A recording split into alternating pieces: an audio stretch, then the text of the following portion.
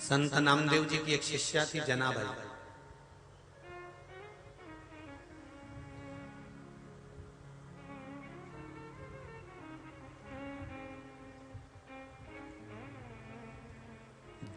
जिसने जन्म लिया,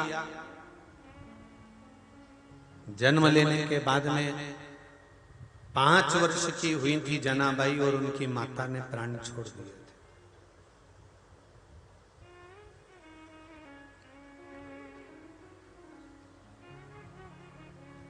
जनाबाई के पिता दमाजी उनको ले गए और ले जाकर पंढरपुर में दामा शेट्टी जी के यहाँ,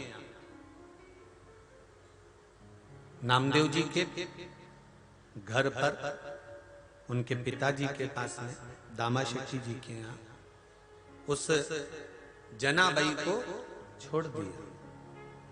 दामा शेट्टी जी ने कहा कि तुम्हारी पुत्री है, तुम्हारी बेटी है, इतनी छोटी सी लड़की को, इतनी छोटी सी कन्या को तुम मेरे घर में छोड़कर जा रहे हो, ये बच्ची कैसे रहेगी? दामा शेट्टी जी ने जैसे ही कहा तो उस समय पर दामा जी ने कहा, महाराज, दामा जी कहे, महाराज थोड़ा सा चल, मेरी बेटी को मैं आपके पास रखकर जा रहा हूं, इसको सेवा में लगाकर जा रहा हूं,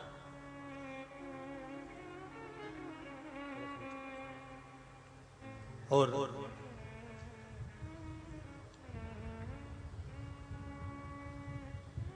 आप इसको रखिए।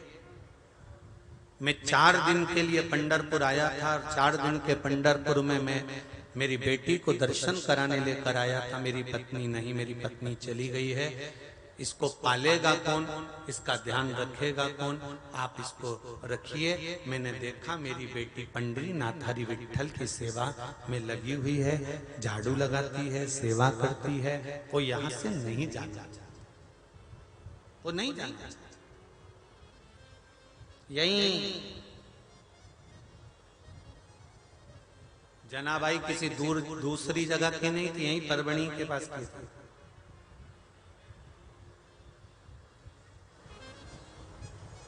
तुम्हारी पड़ोसन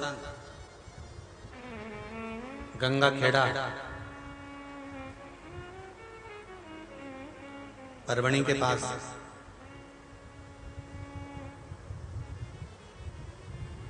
तुम्हें तो खुश होना चाहिए, प्रसन्न होना चाहिए कि ये जो जनाबाई की कथा है ये सतयुग की नहीं है, ये त्रेता युग की नहीं है, ये द्वापर की नहीं है, ये कथा कलयुग की है कि कलयुग में विठल साथ देने आ गया।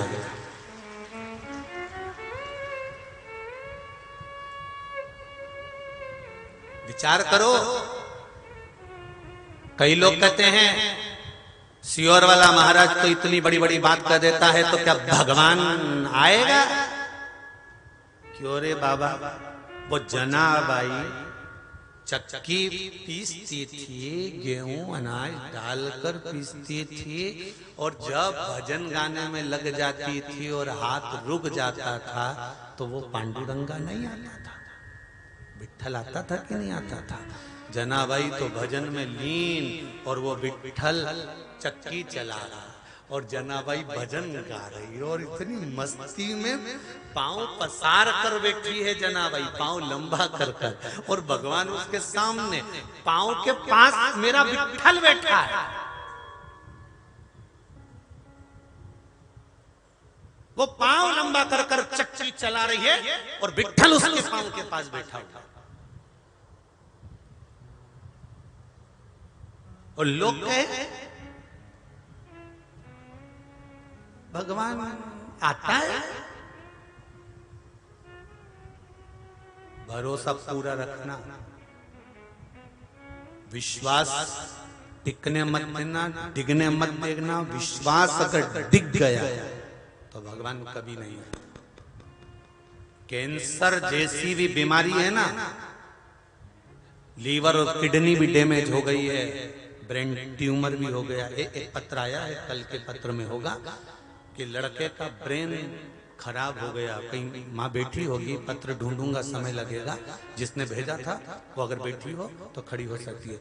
लड़के का ब्रेन पूरा खराब हो गया, हैदराबाद में ले जाकर भर्ती करा। अगर वो बैठी हो तो थोड़ा सा स्मरण उस पत्र का, ढूंढेंगे पत्र तो टाइम लगेगा।